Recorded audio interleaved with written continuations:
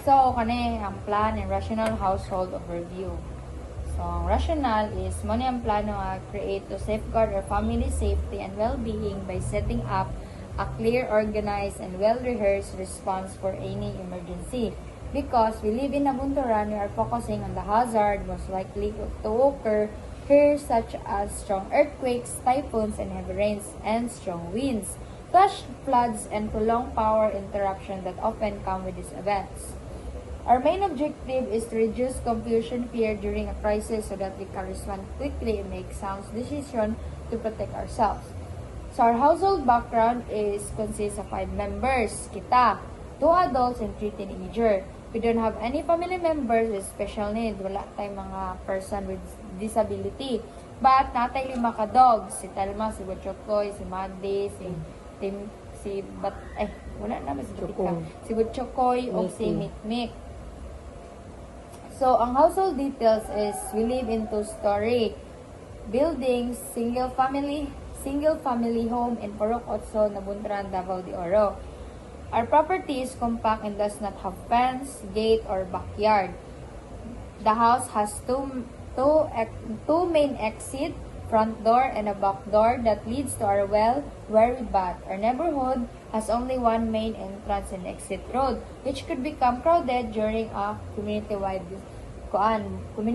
evacuation. So murag magka-crowded siya kay murag mo siya ang madali-dali nga gawsanan sa ato ang magsilingan lang. So ang hazard mapping insight location is kani. Ang atong balay kay naa dere unya layo lang ta sa volcanic nga ang mga activity kay ang Dol-Dol dere kay ang Lake Leonard is situated sa Mako. But it's not active or inactive ba. And Dol-Dol ta sa Nabunturan segment that is southeast of the Philippine fault line. So, prone ta sa ground shaking na intensity, nga musaka siya intensity 8. Na.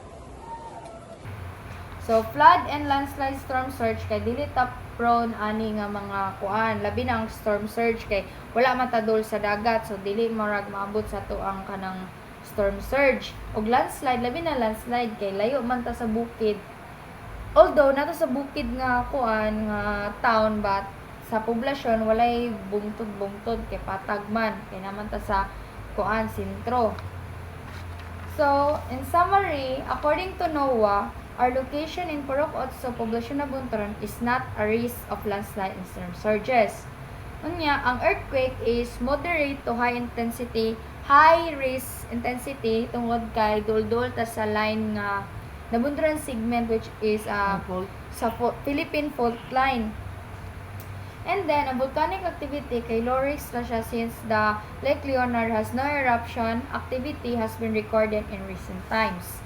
So, ang impact ani nga plan is given the identified risks in our area, our disaster preparedness and development plans will prioritize earthquake safety and continuous monitoring potential floods once data become available. Our plan focuses on resilience, preparedness, and coordination with local authorities to minimize the impact natural hazard and protect lives property. So in case of emergency, na diri ang emergency contacts. Pwede niyo matawag diri ang atong mga friends na si Leor, si Queenie, si Trixie, or si Arel. Sa OTC naman or out of town na ay taga-Tagum ug taga-Davao, si Papa Dundon o si Ate Marie. Na diri ang ilahang tigon sa unsa nato og ilang contact numbers o ilang email.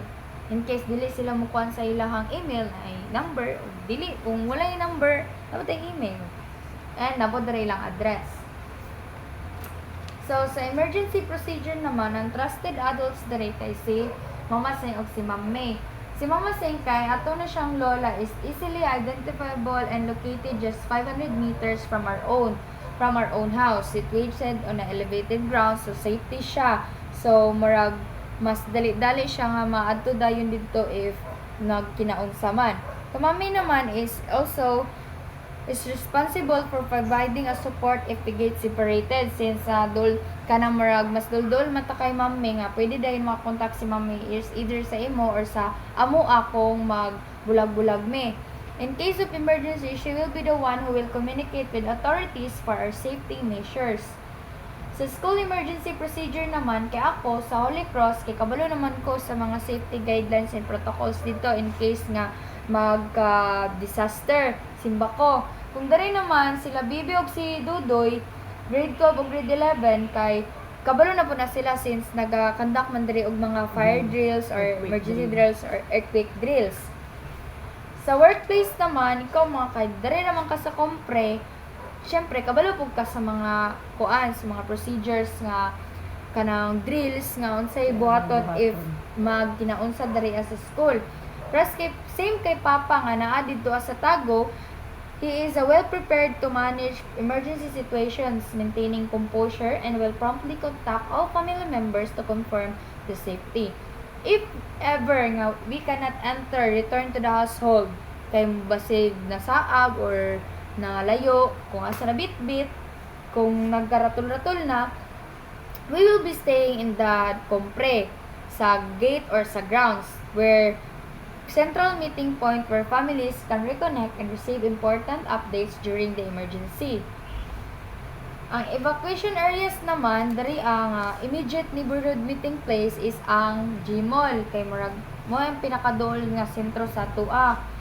Is located just a short distance from our house, making it easy for us to reunite as a family. The mall features a wide open space at the back, offering ample room for residents to move around comfortably. Stay safe by maintaining proper distance from potential hazards. So, sa regional naman, regional is ang Compre, dari A. Regional evacuation is a school with a wide open campus that includes a large oval capable of accommodating hundreds of families affected by the hazard. It is conveniently located along the highway, so dali-dali na siya nga ma-meeting place or ma-abtan og mga rescuers or mga family members nga nagkabulag-bulag. So, mo na to siya. Hanover na ko sa imo.